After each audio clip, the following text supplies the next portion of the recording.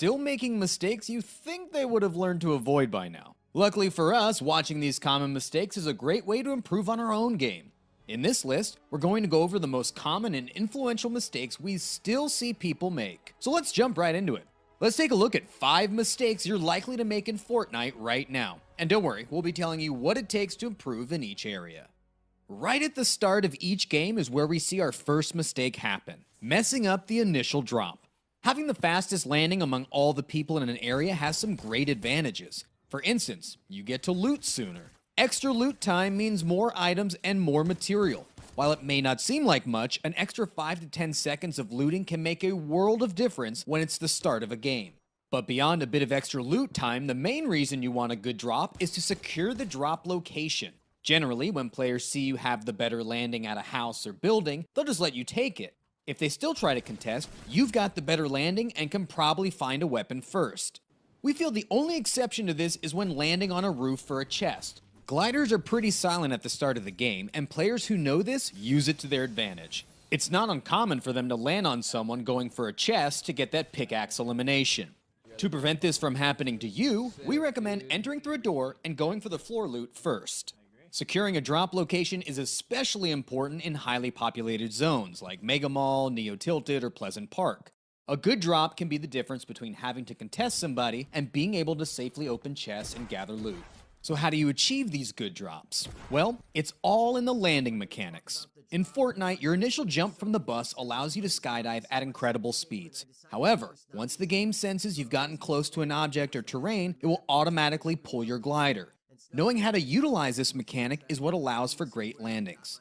To take advantage of this, keep these 2 things in mind. First, aim for low elevation. The lower the spot you drop toward is, the later your glider pulls out. This simply means you'll touch the ground sooner, which is what we want when committing to a drop. And second, drop a short distance away from the specific area you want to land. Newer players make this mistake a lot. They'll drop directly above the POI they want to land at and just end up hovering, waiting to land. Instead, you want to aim at the location and deploy your glider at the perfect distance. When done correctly, it leads to faster and more precise landings. Season 9 has introduced a couple of new ways to drop quickly as well. The slipstreams and floating platforms added to the map put you in skydive mode as soon as you enter them. You can potentially shave off a couple of seconds from your landing if utilized properly. Like in previous seasons, ziplines can also allow you to reach the ground faster. Just glide near it, enter the zipline, and then jump off. If you feel like your drop is a little short or needs adjusting, you can use volcano vents to enter skydive mode again. While these mechanics can help you achieve better drops, we recommend not focusing on them too much and instead work on the base mechanics that remain the same from season to season. Trust me, I also wanted to jump right into the more advanced stuff when I first started out, but taking my time with the basics really helped me get battle royales in arena mode. The dropping mechanics in Fortnite are quite intricate and difficult to master. It may take several hundred attempts before players can get a real good feel for fast drops. Messing them up is all part of the learning process, so don't be worried if you botch your landing a few times. Like most FPS, Fortnite players are better off making peaks on the right side. The reasons vary from game to game, but in Fortnite, here are the most important reasons why you don't want to peek on the left-hand side. Your character holds the gun on their right, and in Fortnite, bullets actually come out of the weapon. So if you peek around the left corner of a wall, you have to expose so much more of your body just so you can shoot. If you want to be able to shoot your weapon while showing as little of your body as possible, choosing to strafe and peek towards the right side is the best option. When done correctly, you're going to be hitting your opponent first almost every time. The other reason the right side peeks are better is because of the way the character model is positioned on the screen. The character mostly covers the left side of the screen, especially when you aim down sights. Right side peeks, in this case, will lead to fewer scenarios where you block your vision with your own character model. You can use this to your advantage in close-range gunfights. The better direction to strafe and duck is toward the right of your opponent. This way, you're more likely to be covered up on your enemy's screen by their own character model.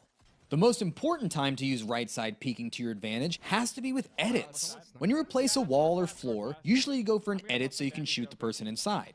A lot of the time, your opponent will react by pulling out a weapon so they can shoot back.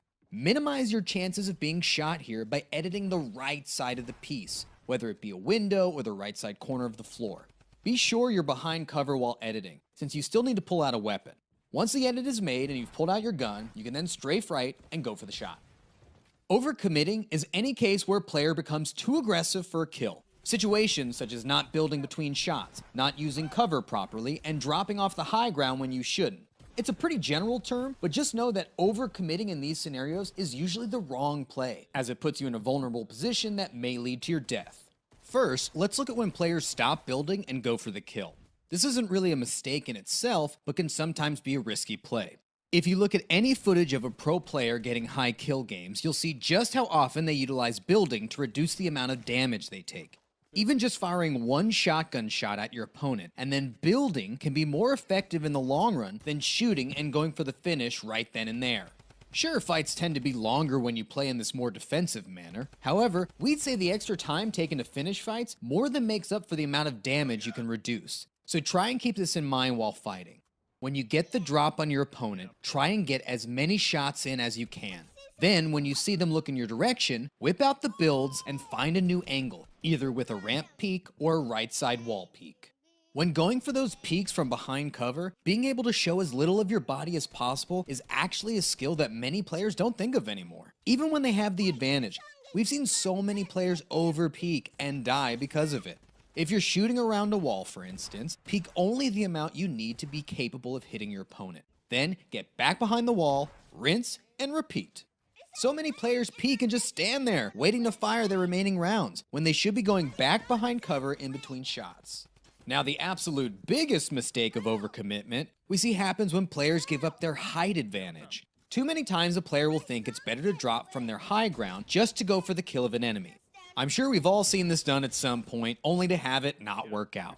We drop down, can't finish the kill, and all we've done is give up the high ground. Instead, the better thing to do is, well, keep your high ground. With it, you can line up shots using the third-person perspective while not showing yourself. The combat shotgun is great for this. Line up the shot, peek a bit to fire, then duck back behind cover. If you do this well enough, most opponents won't even be able to retaliate. Even when it comes to just spotting a player in the distance and wanting to shoot them, we see plenty of players overcommit. Like, yeah, sure, you spotted a player, but what about the rest of the lobby? Sometimes it can be very risky to immediately start shooting at a player when you haven't taken your surroundings into consideration yet. Next time you play and you want to shoot, try putting up some cover around you first before you open fire. Even just a bit of cover can reduce the chance of you getting hit by a third party.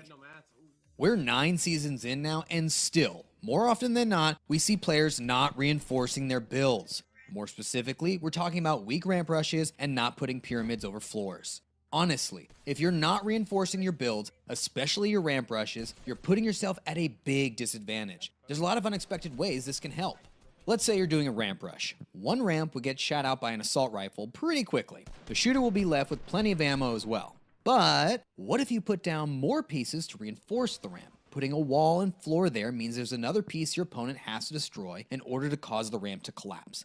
The second piece has more time to build health as well, meaning it's going to take time and more bullets to shoot out.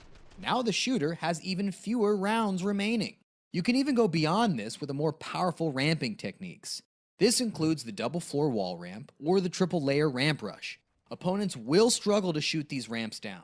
If they try to take it down, capitalize on this by shooting at them. There's a good chance you will get the kill before your ramp even gets shot down. A lot of the time, enemies won't attempt to take it down because they're intimidated by the sheer amount of build. And even if they do manage to shoot you down, their weapon is probably close to being out of ammo at that point. This situation allows you to take over as the shooter. The other reinforcement technique we need to bring up is pyramids over floors. We can't stress enough how important this is. Whether you're carpeting in the sky or turtling in a 1x1, putting a pyramid over your floor piece is far too efficient and useful to not be done. For turtling, make sure you put the pyramid over your floor before an opponent does. If you do, they'll have another layer of protection they need to bust through. Then they might choose to go for one of your walls instead, giving you the opportunity to edit out the top and get high ground control. We won't be going over the specifics of how to perform these ramp rushes. We'll save that for another video. Just keep in mind that they take practice to perform well. If you'd like to learn how to do them perfectly, we recommend checking out our building courses over at proguides.com. Combine that with a solid creative session, and we believe any player can learn to perform these game-changing techniques. I mean, it's really made a difference for me personally. Here are a few more extra things to keep in mind when it comes to reinforcing builds. Know that splodes can destroy these ramps easily. Your opponent only needs one rocket or grenade to take them down. Also, you obviously end up using more material when reinforcing builds, so you always need to keep the amount of material you have in the back of your mind while playing. Sometimes you just don't have that much material. That's just how some matches can be. Often in these low mat situations, you need to build as little as possible to make sure you'll be able to build later on. Finding and getting used to the right balance is key here. Prior to Season 5, there used to be plenty of good reasons to build with wood. It was obviously the easiest material to farm, and still is. But also, its starting HP was higher, and it would reach max HP the quickest. Eventually this was changed. Wood's health no longer beats brick or steel. I mean, makes sense. So what's the best material type to use now? Well, let's list them by strength. Metal, brick, and then wood. But really, choosing the right type can depend a lot on the situation. In a build fight, your opponents will be shooting at your build in an attempt to knock you down and land some shots. To get the most protection possible, use steel or brick during build battles. It's also a good idea to pay attention to what material your opponent is using and try not to use the same kind as them. If they aren't using the same type as you, you'll more easily be able to replenish your mats after you eliminate them. For traversing the map as well as late game rotations, wood can be a good choice since you're mostly using it to move around and not as cover. You generally want to save brick for situations where you need them as cover. Of course, you want to do the same thing with metal. When fully built, metal is the only material that isn't easily see-through. This means opponents will have a much tougher time figuring out where you're positioned inside a metal base as opposed to wood or brick. Not only that, but the max health on metal walls is over 3 times that of wood, making people in the lobby much less inclined to spam your walls. When setting up a base or 1x1, you should always try and use metal when you can. And there you have it, 5 common mistakes even pros make in Fortnite and how to fix them. We know you'll be able to apply most of it to your own gameplay. To learn even more, be sure to check out our Fortnite courses over at proguides.com. With over 20 courses available, you'll be able to find much more in-depth information when it comes to the topics we've discussed today. If we've been helpful, please feel free to toss us a subscription and like the video. If you have any thoughts on common mistakes you think Fortnite players make, let us know in the comments. As always, thanks for watching.